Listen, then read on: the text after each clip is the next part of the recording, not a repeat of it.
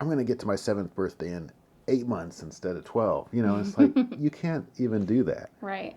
As much as you want to be, I wanted to be 16 for like half my life, so I could drive. And it comes when it comes, no matter how on the verge you are, like cranked out 200 miles an hour trying to get there. Right. And so God in His grace has built in some of that schedule that we just cannot break.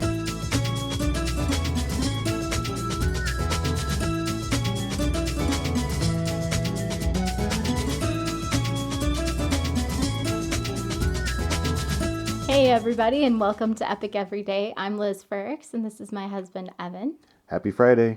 Yay, Friday. So exciting. Are you really excited about Friday? I am excited about Friday. You wish it was Monday, don't you? No. Oh, okay. Well, maybe. You're so weird. I like when we're back in the routine. Yeah. Anyway, so this week we have been talking about living on the verge, the edge of collapse. Yeah. Yes. The edge of yourself, really. I mean, some people amazingly can hang out there for years, it seems like, but there is a collapse. Yeah. Yeah. You're right on the edge of rock bottom.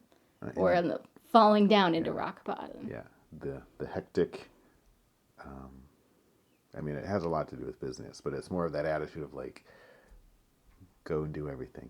Right. It's that overwhelmed, the constant rushing. One of the things that I was thinking about as far as our CSC, since today's Friday, we're talking about being complete. And I was thinking about how when you are on the verge, you're really fragmented. Yeah. Like you tend to be very compartmentalized, at least for me.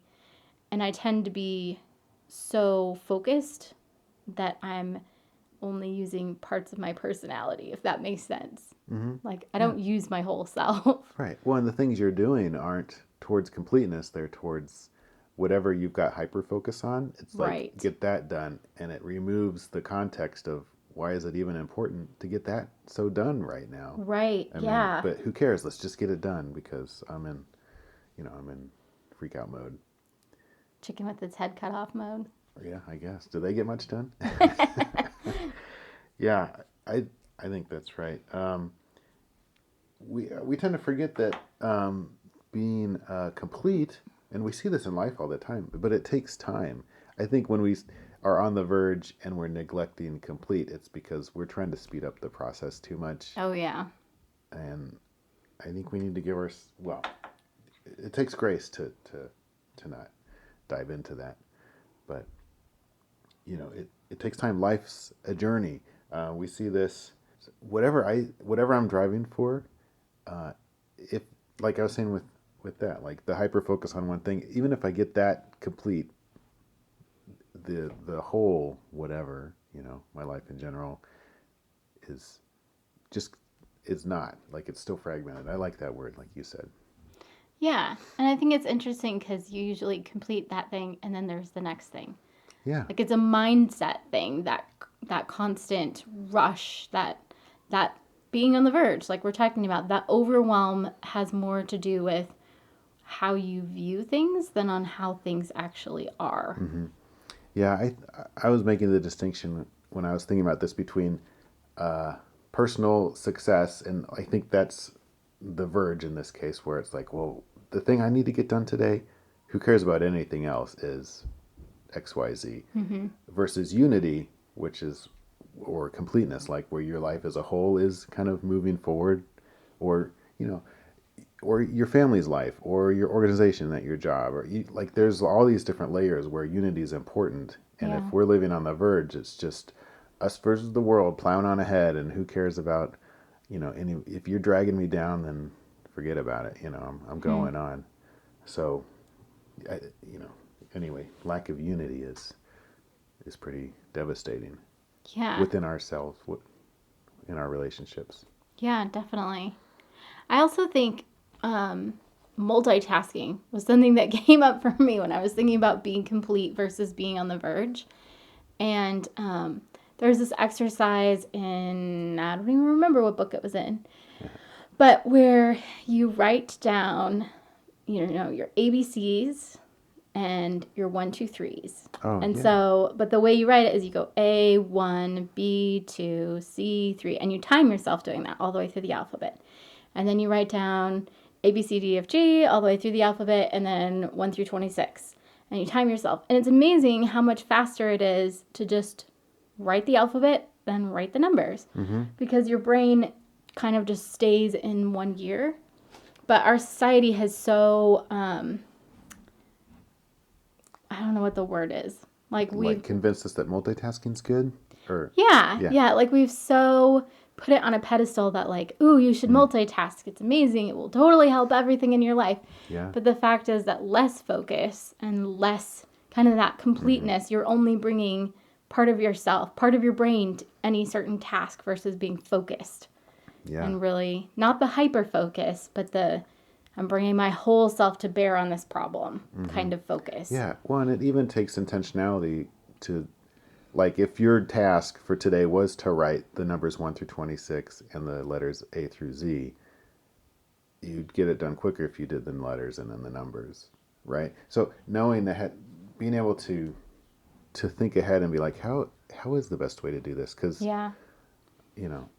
But yeah, it's, I think on a personal level, when we are not complete and we're living on the verge, we are, I think it's easy to grow into a broken and bitter person like that, Yeah. because nobody's doing all this stuff that I'm doing, or they're not focusing on the same thing. Like, we're all probably all on the verge and we're hyper focused on some small important aspect to that's us. really, but then that guy's thing's different than mine, and how can we get along? He's not, He's not dealing with the thing. yeah, he doesn't care about dusting as much as I do. And Wait, I that's thought a it was problem. dishes. No, it's dusting today. But we don't give ourselves time, and so, but time is going to march on anyway, And Yeah. so in 20 years, it's more room for missed opportunities when we're Right. living on the verge. Unfortunately, it's really sad. Right. Well, and it wears you down. I don't know. I just think about the difference between if you're running your car, at 200 miles per hour versus running it, whatever Yeah. the speed limit is. Like, you will wear out those parts faster. So if you're constantly in rush, on the verge, overwhelm mode, you will wear yourself out faster. Yeah, and you'll get less done ultimately. I mean, and you'll be less fulfilled, less successful in general. Right. I mean, if you're not using your entire self, you automatically are going to be less successful. And it's kind of like they talk about if you've ever learned how to lift something, if you've ever had to lift heavy stuff, they talk about lifting with your legs, not with your back or your arms. Yeah. And this is something you can easily test out, just carrying your groceries into the car. Like, try carrying them out way in front of you, so you're just using your arms. And then bring them in more towards the center of your body, towards your core, so they're up against your chest. And then try to, relax your hips and kind of sink down so you're almost in like a little bit of a sitting position, and let the weight drain all the way down into your feet. You can really feel you can carry way more groceries. Oh, yeah. When you're letting your body carry them, letting your whole body carry it versus just one part of you or another. That's true. Yeah, and it's amazing. All this stuff's so counterintuitive. I think we also get into the danger of, if we're thinking about the development of a person, moving from one stage to the other too soon. When we're on the verge, we're like, oh, I got to get to the next step. And it'd be like if a kid was like, I'm going to get to my 7th birthday in 8 months instead of 12. It's like, you can't even do that. Right. As much as you want to be, I wanted to be 16 for like half my life, so I could drive. And it comes when it comes, no matter how on the verge you are, like, cranked out 200 miles an hour trying to get there. Right. And so God in his grace has built in some of that schedule that we just cannot break. Right. And so so we got to get our mind wrapped around reality, not on our little piece of it, that hyper focus. Yeah, I think going back to what you were talking about, how it's kind of counterintuitive, one of the things that I was thinking about just yesterday is that the solution comes before the results, which, Oh, hmm, seems like something so like, well, duh, why do we need to say that? But, recognizing I have to make a change first before I actually can see something different. Like, I'm sometimes so focused on I will make this change when there is room in my life to make this change. But in order for there to be room in my life to make that change, I have to make the change first. yeah. So you can't start by being like, okay, I'm going to make Oh, room to be complete when things are less I crazy and, when I'm not overwhelmed. I think we do that all the time. We're like, oh, yeah, that's a good idea. I'll do it. I'll do it next year maybe. Right. Whatever it is, we don't see how we could possibly stop doing this Verge lifestyle and slow down and do whatever different approach there may be, because it seems like the Verge is the only thing, that is getting us through. Like, we're only surviving because we're running it right up to Right. the Verge. Yeah. Yeah. It feels like you have to put all that energy into, you know, spinning your wheels a Hmm. lot of the time. So, Just because you're like, okay, if I don't do this thing, everything's going to fall so apart. how do you make that switch in your brain to be like, I'm gonna like slow down for a minute and reassess what I'm doing and why, and be open to another approach? I mean, how do you? Well, I wish that it was a once a year, sit down, make your goals, woohoo! And Sure, now I can be calm and surrendered and centered and connected and complete the whole rest of the year. that'd be nice. But it's not. Yeah. Yeah, it's definitely a stop in this moment, stop in this moment. And once you take a couple of steps back from the verge, you can definitely start to feel when you're getting on the verge. I know we feel that, Oh yeah. you I was know. feeling it the last couple of days for some reason. Yeah, it just doesn't. It could be anything. Like you said, you can't kind of preempt all this Verge stuff in for even for tomorrow. Like, I can't preempt it. Right. I'm just working on it today. Right. You have to start with Yeah. today. And when you start feeling yourself going on the verge, that's the time to take a step back. And that's one of the things that I love about the CSCs Mm-hmm. is because I can take a step back and ask myself, am I calm? Am I surrendered? Am I connected? Or am I centered? Am I connected? Am I complete? And so when I run through those, I start with the first one and go, am I calm?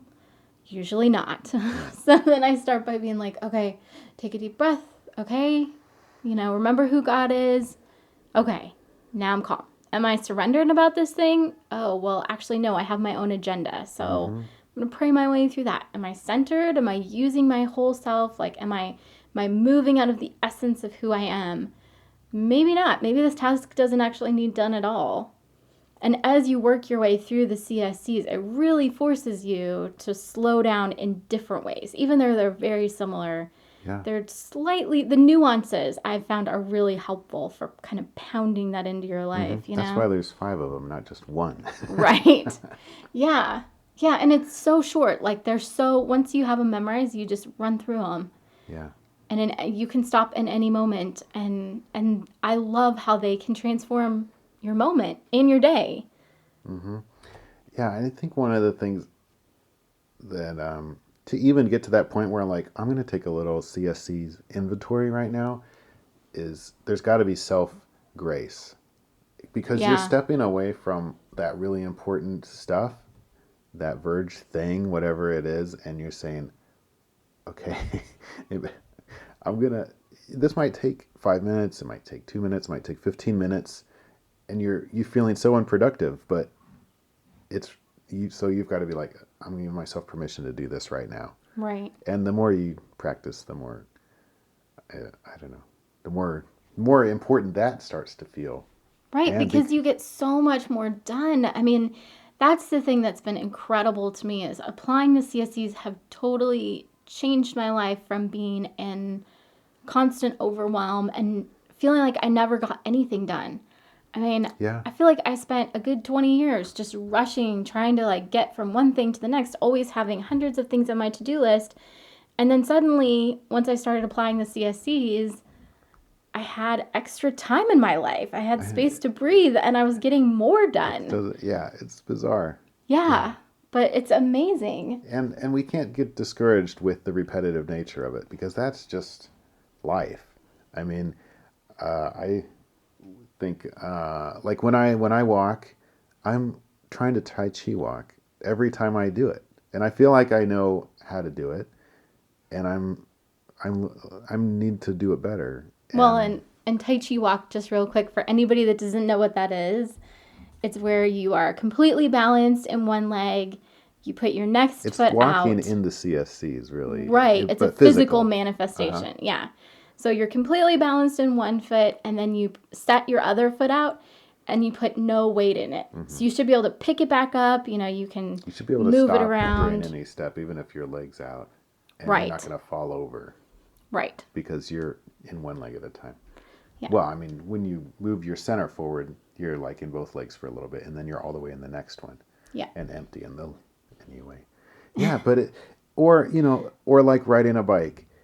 That's one of the things they say. Well, it's like riding a bike. You can just do it, even if it's been 20 years, and that's true. But you're not gonna. If it's been 20 years, you're not gonna go out onto like a BMX dirt track and do some flips and stuff. Right. I mean, it's these things. It's fine to constantly hone, constantly grow, and to take the time to do that, and to Right. not expect yourself. I'm telling this to me, not expecting myself to instantly, you know, just know something. It's not the Matrix where we're downloading kung fu, into your brain. You've got to practice kung fu if you want to know kung fu. Yes. Yeah. And that actually is why we're here, because, we need this daily reminder. And we wanted to provide a daily reminder for you guys, because these things can change your life, but you have to apply them every day. And we need reminded all the time to apply them. And that's a good life. I mean, I don't know what I don't know. Because I get distracted by this all the time. Some other thing seems like it would be a better life, but this is the good and best life. And it's biblical, and it takes time, and that's what we have, Right. Yeah, there's What's a reason the God rush? gives us time. Yeah. I hope you guys have an amazing Friday. Yeah. Enjoy your weekend. We'll Yeah. look forward to seeing you. And, well, you'll hear from us on Monday. Yeah, and as always, if you would like to get a hold of us, we would love to hear your comments, how the CSCs are going for you, and any suggestions you have for topics. That would be awesome. Mm-hmm. You can contact us on our Facebook community as well as Twitter. Evan's handle is @akindoflying. Yep. And Liz's is Liz Frerichs, and our show Twitter is EEDcast for Epic Everyday Cast. And yeah, we'd love to hear from you. Thanks for listening. All right, go out, work on being complete and not being on the verge. That's right. And yeah, take the time you need to do that. No rush. Yep, we're praying for you guys. We'll talk to you later. Bye.